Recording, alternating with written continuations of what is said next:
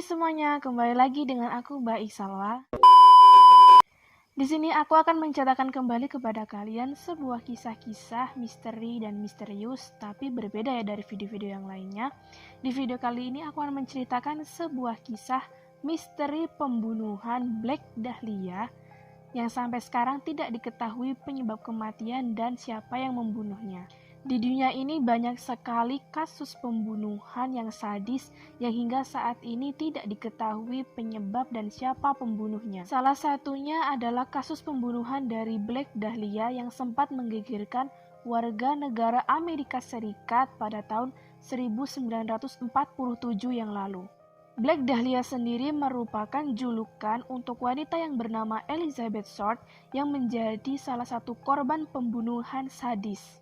Hingga kini pelaku pembunuhan dari Elizabeth Short sendiri tidak diketahui sampai saat ini.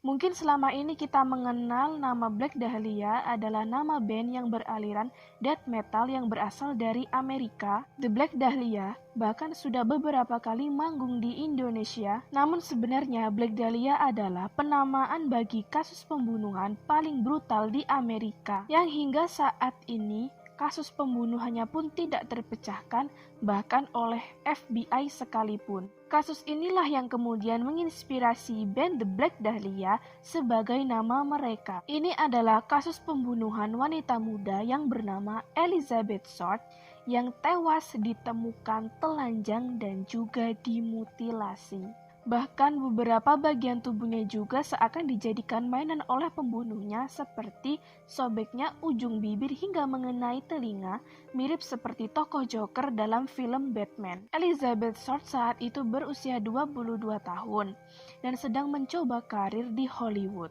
Short dijuluki Black Dahlia setelah kematiannya yang mengerikan karena kegemarannya memakai pakaian hitam. Tidak hanya itu, penamaan ini juga merujuk pada film kriminal yang berjudul Blue Dahlia yang dirilis setahun sebelum kematiannya. Short juga sering meletakkan bunga dahlia di kepalanya sebagai aksesoris. Sekarang kita akan masuk pada awal mula kasus mengerikan ini.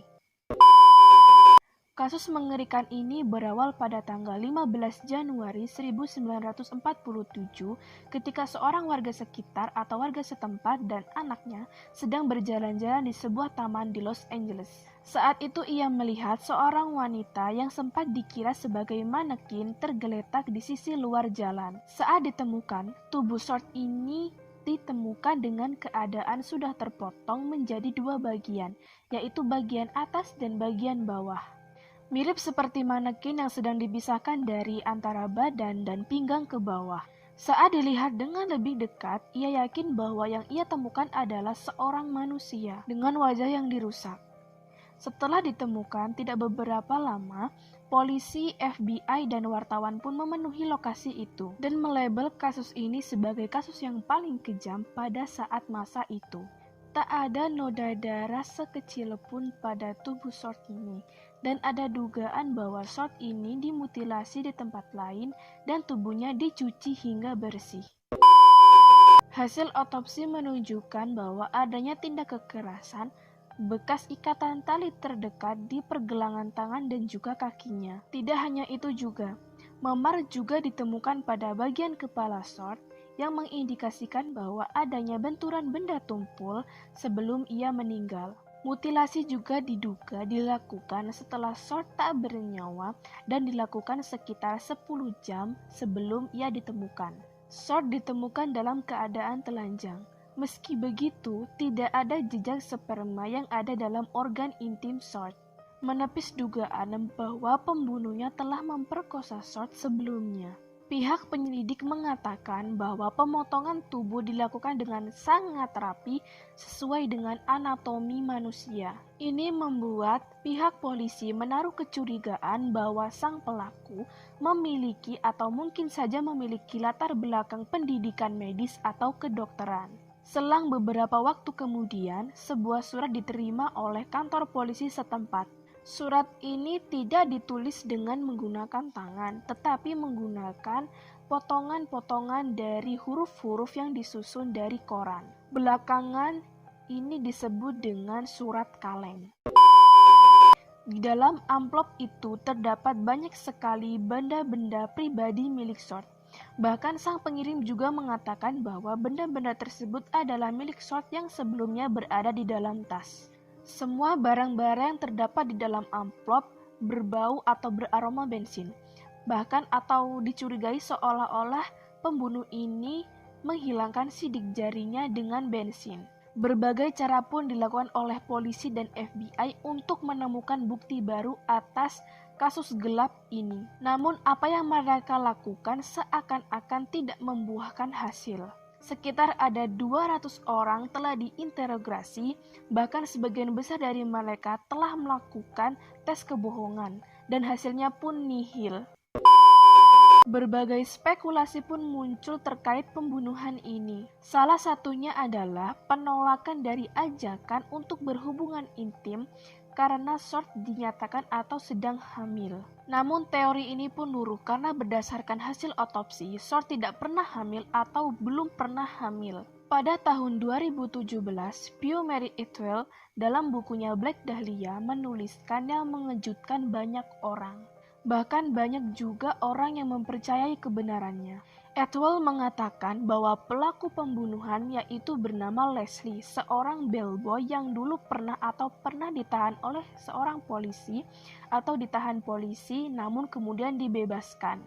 Atwell menuliskan bahwa Departemen Kepolisian Los Angeles dengan sengaja meloloskan pembunuhan atau pelaku pembunuhan Short ini karena Sersan Finis Brown. Salah satu dari penyelidik utama kasus itu adalah seorang polisi yang diduga korup. Polisi ini diduga bekerja sama atau memiliki hubungan dengan Mark Hansen, salah satu pemilik klub malam atau bioskop lokal yang diduga bekerja sama dalam pembunuhan ini. Teori ini didapatkan oleh Atwell dari Buzz Williams, salah seorang pensiunan kepolisian Long Beach, yang mengatakan kepada Atwell bahwa ayahnya Richard Williams pernah bergabung dalam tim untuk menyelidiki kasus pembunuhan ini. Bahkan ia menyebut tim kepolisian ini sebagai Lepidus Gangster Squad. Tidak hanya itu, Buzz mengatakan bahwa tim kepolisian ini memiliki hubungan dengan tersangka yaitu Leslie. Dalam kesaksiannya, Buzz pernah mendengar sang ayah sedang membicarakan kasus ini dengan temannya Killer, juga seorang Lepidus Gangster Squad. Ayah Buzz mengatakan bahwa ia yakin Leslie merencanakan pembunuhan ini dengan dua orang yang lain, Mark Hansen dan satu orang misterius yang bernama Jeff Karnas. Dalam laporan kepolisian, Jeff Karnas ditulis sebagai imajinasi dari Leslie. Namun untuk membuktikan ini semua, Atwell mengatakan bahwa hal ini tidak bisa dilakukan. Akan sangat sulit untuk membuka dokumen karena kepolisian dari Los Angeles tidak akan pernah membuka file dari pembunuhan atau kasus pembunuhan ini. Ucap Atwell seperti dilansir pada Rolling Stone pada hari Senin, bulan Oktober tanggal 8, 2018. Meski begitu, Atwell mengatakan bahwa Short dibunuh di Astor Motel, tempat di mana Leslie tinggal. Bersamaan dengan itu, Henry dan Clara Hoffman, pemilik dari hotel itu, melaporkan penemuan salah satu kabin mereka berlumuran darah dan kotoran pada tanggal 15 Januari 1947. Saat itu, seorang saksi mengatakan bahwa ia melihat seorang wanita berambut gelap mirip dengan Short dan seorang pria mirip dengan Mark Hansen. Kasus ini tertutup karena Mark Hansen memiliki hubungan dengan para polisi, ucap Atwell. Atwell juga mengatakan bahwa ia tidak mendapatkan banyak kepercayaan dari berbagai pihak. Akhirnya Black Dahlia yang malang pun dimakamkan di Oakland, dan ibunya Phoebe pindah ke dekat daerah pemakamannya. Pembunuhan Short ini pun dinyatakan sebagai pembunuhan paling brutal dalam sejarah Amerika.